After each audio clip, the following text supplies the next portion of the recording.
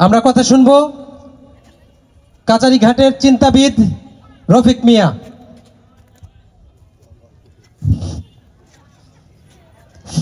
প্রিয় ময়মনসিংহবাসী, আজ বারোয়ারি কাচারিঘাট ঈদ উৎসব। আজকে অনেক গুণী মানুষের আয়োজন। এই কাচারিঘাট আমার শৈশব এবং বেড়ে ওঠা। এখানে আমি ব্যবসা বাণিজ্য সব কিছুই করি এবং অনেক গুণী মানুষের সাথে আমার কথাবার্তা হয়। এর মধ্যে আমাদের এই আজকের বারোয়ারি কাচারিঘাটের যে আয়োজন, এই আয়োজনের মধ্যভূমি এবং যার অক্লান্ত পরিশ্রমে আজকের এই উৎসব, আমাদের তরুণ কবি, আমাদের কাচারিঘাটের আপনজন, আমার দোকানদার ভাইদের আপনজন কবি আশরাফ শামীম বাইরে আমি আমার পক্ষ থেকে এবং কাচারিঘাট দোকানদার ভাইদের পক্ষ থেকে এবং কাচারিঘাট শ্রমজীবী মানুষের পক্ষ থেকে আমি আমার ব্যক্তিগত পক্ষ থেকেও কবি আশরাফ শামীম বাইরে অনেক ধন্যবাদ জানাই। যাতে আরও এরকম প্রোগ্রাম কাচারিঘাট বারোয়ারি দীর্ঘদিন এই প্রোগ্রাম এবং উৎসব, আনন্দ, বিনোদন এবং আমাদের ভালোবাসা এবং অনুপ্রেরণা যাতে আমরা পাই এবং আমাদের সাথে অনেক গুণী মানুষের কথাবার্তা হয়, প্রচারণা হয়। কবি, রাজনীতিক, সাহিত্যিক, গীতিকার, সুরকার অনেকের সাথে কথা গোপন হয়, অনেকের সাথে আমাদের সুখ দুঃখের বাজি করে নেই। অনেক বড় ভাই আসে, অনেক গুণীজন আসে, আজকেও আসবে এই অনুষ্ঠানে। আমি সকলকে আমার ব্যক্তিগত পক্ষ থেকে এবং কাচারিঘাট দোকানদার ভাইদের পক্ষ থেকে সকলকে ধন্যবাদ এবং রমজানুল ঈদ মুবারক। আমি পরিশেষে আমি একটি কবিতা লিখেছি এই কাচারিঘাট বারোয়ারি কাচারিঘাট গুণী মানুষের জনদের উদ্দেশ্যে। আমি কবিতাটা পাঠ করতেছি। কবিতার নাম কাচারিঘাট। এই সেই পুরনো বাগান, ফুটেছে অনেক ফুল, নতুনের কেতন উড়ে, লোভ লালসার খুঁজে, অনেকেই মধু আহরণের খুঁজে।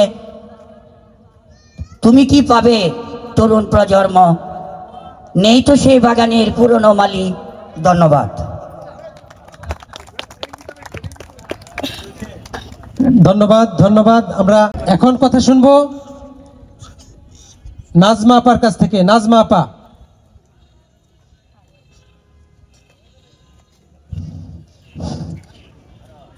হ্যালো, সালাম আলাইকুম ভাই। আমি গরিব মানুষ, চার দোয়ান করে খাই, আপনারা সেবা দেই, এটাই আমার কর্তব্য। আমি খুবই অসহায়, চা বেচে আমার দিন সংসার চালাই।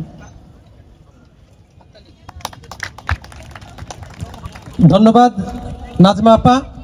নাজমা আপা দাঁড়ান এইখানে একটু। হ্যাঁ, একটা জিনিস শুনে আশ্চর্য হই এবং দেখি, তাকে অভিভূত হয়ে দেখি যে তিনি অনার্স মাস্টার্স করো একজন মানুষ, কিন্তু কাচারিঘাটে তার জীবন জীবিকা নির্বাহ করেন।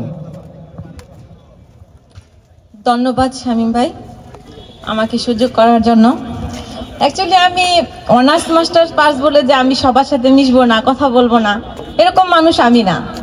বাট আমি হচ্ছে চার দোকানদার, এটাই আমার বড় পরিচয়। এখন এখানে যারা কবিবৃন্দরা আছে সবাই সারাদিন সকাল ভোর 6টায় 9টায় রাত 12টায় সবসময় কাচারিঘাট থাকে, কিন্তু আমি কখনো এখানে আইসা দেখি নাই।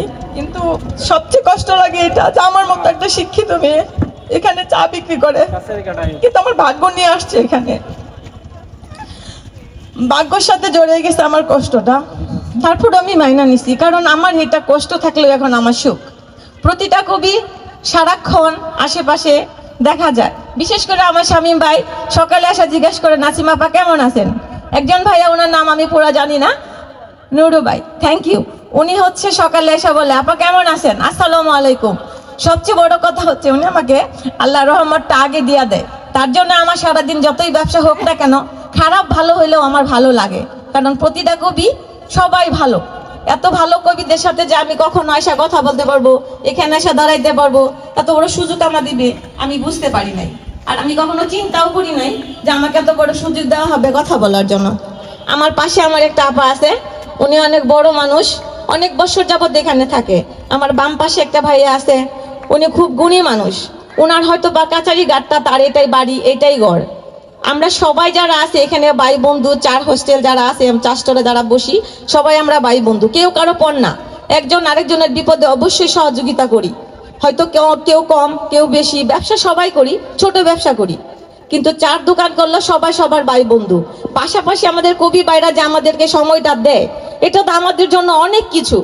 আমাদের এই কাছারি ঘাটের ভিতরে সবচেয়ে ভালো লাগে একটা বিষয়, কবিরা কখনো তারা যে গ্রাজুয়েট বা তারা যে লিখতে পারে, এখানে আপুরা আছে আমার পিছনে, একটা আপু, ওনাকে আমি ভালো চিনি, ওনারা কখনো ভাবে না যে আমরা একটা কবি, আমরা লিখতে পারি, তোমাদের 4 দোকানে তোমাদের পাশে বসবো না, তোমাদের সাথে মিলা বসবো না। এরা কবি হলে এদের ভিতরে কোনো হিংসা, অহংকার, গরিমা কোনো কিচ্ছুই নাই। তারা সব সময় সবার সাথে এক তালে এক লয়ে মিশে। তাহলে কবিদের মন এতেই বোঝা যায়, এরা লিখলেই কবি হবে না, এদের মন হচ্ছে অনেক বড়। আশা করি শামীম ভাই, ও ছোট, ও সবার সাথে মিলায়। একটা ছেলে আমার সামনে আছে, ওর নাম হলো শাহিন কাঙ্গাল, ওরে আমি আগে থেকেই চিনি, ওর ছাত্র জীবন থেকে ওরা আমি চিনি। শাহিন কাঙ্গাল যখন বই লিখে তখন ও ছোট, ওর বয়স তখন হয় নাই। শাহিন আমার বাসায় যাইতো আইতো, শাহিন আমার ছেলের মতো, কিন্তু শাহিন যে একটা কবি হয়েছে আমি জানতাম না, এখানে আয়সা দেখলাম। সবচেয়ে বড় বিষয় হইল এটা, এই যে আপনারা শিল্পী যারা আছেন, লেখক, এত সুন্দর করে লিখেন, তার মাঝে আমাদের চা স্টলে বসে আমাদের পাশে সময় দেন, আমাদের মাথায় হাত দেন, আমাদের সাথে বসে চা খান। এটা কিন্তু সব মানুষের ভিড়ে পাওয়া যায় না। যারা লিখতে পারে, যারা বুঝে যে লিখার মানে কি, কলম থাকলেই যে দুঃখের ভিতরে মলম দিতে পারে, সেটা হলো বড় কবি। যারা কলমের ভিতরে মলম রাখা দুঃখীদের পিছনে দাঁড়ায় না, তারা কবি হতে পারে না, কখনো হবেও না। প্রথম কথা হচ্ছে যাদের মন আছে, এই যে আপা, ওই যে এই আপাটাকে আমি খুঁজছিলাম, উনি আয়সাই বলে, আপু আসসালামু আলাইকুম, আপা ভালো আছেন? উনার হচ্ছে মহত্বের লক্ষণ। যার ভিতরে এই জিনিসটা আছে সে সব সময় এটা পারবে, এই কারণেই পারবে, সে কলম চালায়, মলমটা কিপটামি করে ভিতরে রাখা দেয় না, দুঃখী মানুষের সামনে রাখে। আমি সবচেয়ে বেশি ভালোবাসি এইটা, যারা দুঃখী মানুষের পিছনে এসে দাঁড়া। সুখী হও কবি তোমরা বিন্দু, আমার হৃদয় থেকে বলছি, সিন্ধু থেকে সিন্ধু, আগে চলো আছি তোমাদের সাথে আমরা প্রতিটা 4 দোকানদার, তোমরা এগিয়ে যাও, আরো থাকবো আরো থাকবো, বিজয় হোক তোমাদের কবি বিন্দু। লিখো তোমাদের কলম দিয়ে, যেন হারিয়ে না যায় সেই রক্ত লেখা কলমের হাতটা, যেন মুছে না যায় তোমার সেই লিখা যেন কবিতাটা। আজও মনে রেখো আমরা সবাই তোমাদের সাথে আছি, প্রতিটা 4 দোকানদার তোমাদের সাথে থাকবে। দোয়া করি তোমরা সবাই বড় মুরব্বী আছো, বড় গুণী লোকেরা আছো, ছোট বোনেরা আছো, আমি তোমাদের মতো বলতে পারি না, কিন্তু এইটা দোয়া করি আমাদের যে আজকে এই সময়টা দিচ্ছ, আজীবন যেন তোমরা আমাদের সাথে এভাবে মিলেমিশে একাকার হয়ে থাকতে পারো। আমি তোমাদের চাইতে অনেক বড় কিছু হয়েছি না, কিন্তু তোমাদের সাথে আমি মিলা থাকতে চাই, সবসময় যেন এরকম অনুষ্ঠান করো, আমি তোমাদের সাথে এভাবে থাকতে চাই। ঠিক আছে, দোয়া করি। আসসালামু আলাইকুম, বড় কবিবৃন্দ, ছোট বোনেরা, আসসালামু আলাইকুম।